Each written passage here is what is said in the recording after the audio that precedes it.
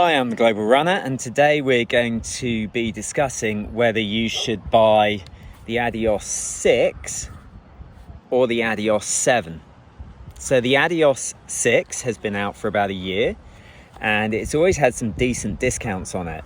These ones I got in a Black Friday sale for 80 Canadian dollars, and with the upcoming Adios 7, you can get some similar deals off the Adidas website.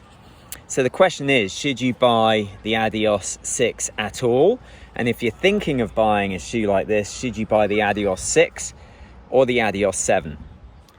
So first, some stats. The Adios 6 is 229 grams or 8.1 ounces. And I understand that the Adios 7 is going to be half an ounce lighter at 7.6 ounces. They're both going to have the same drop. So the heel to toe drop is going to be 8 millimeters. And the stack height, I understand, is going to be the same. So 27 millimeters in the heel and 19 millimeters in the forefoot. They're going to have the same Light Strike foam in the back and the Light Strike Pro foam in the front, which is the super foam that they use on the Adios Pro. Underneath, they have this sort of torsion system, the sort of shank here, which is similar to previous iterations of the Adios Pro.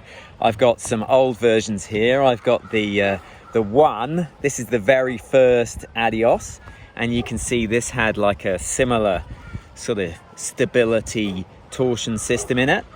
And I think this was the 3 or the 5. I've got a feeling it was the 3, and it's got the boost foam in it.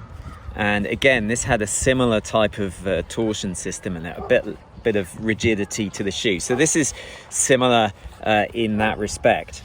The other thing worth mentioning with the Adios 6 is that they are a nice low to the ground traditional type of racing shoe, and that was often what I liked with Adidas shoes, the fact that they were low to the ground, flexible, and they felt good on your foot.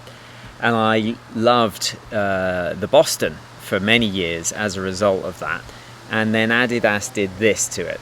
So they took a shoe that was low to the ground, flexible, and they made it completely inflexible with these carbon rods in there again. I'm not sure if these are carbon, these might be fiberglass.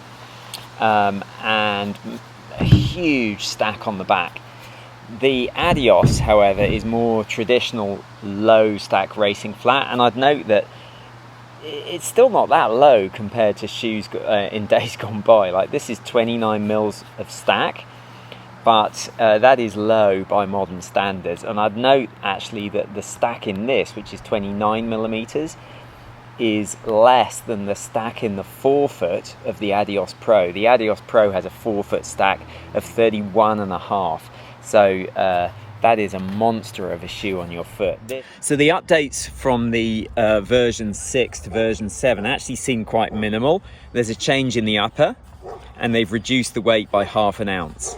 And other than that, that seems to be the main change between the Adios 6 and the Adios 7. So how have I found the Adios 6? Well, I've got exactly 200 miles in this, which is just over 300 kilometers.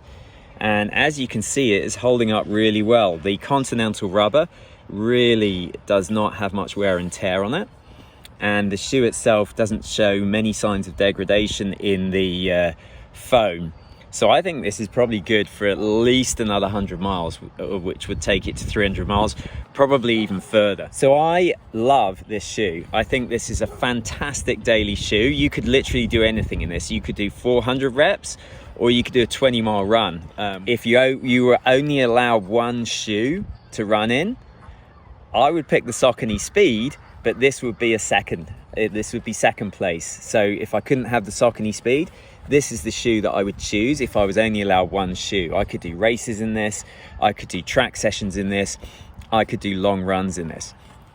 Interestingly enough, I did a 20-miler in this, really comfortable, no problems at all, knocked out the miles, no issues at all. Then a couple of days ago, I did a 20-miler in the Adios Pro, and I've got to say, the comfort in the Pro is significantly less than the comfort in the Adios 6.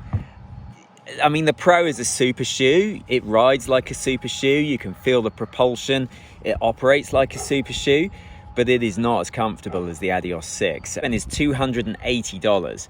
The Adios 7 is going to be $170. And like I say, the Adios 6 is now about $70 or $80. So the big question really is, what would I buy again? Would I buy the Adios 6 again, or would I buy the Adios 7, or would I buy the Pro 2? I would go with the Adios 6. The Adios 6 covers all eventualities. It's not a super shoe. It's never going to be as fast as the super shoe, but it covers a wide range of things, and you could definitely race in the Adios 6. At $70 or $80 a Canadian, this is an absolute steal of a shoe. And I'm willing to spend $100 less for half an ounce more in terms of weight, which really seems to be the only difference between the Adios 6 and the Adios 7. Like I say, the Pro 2 is a great shoe. It's a super shoe, but it's not the Vaporfly, and it's not nearly as comfortable or as versatile as the Adios 6. So thanks for watching. Don't forget to mash the like button, and I'll see you on the next one.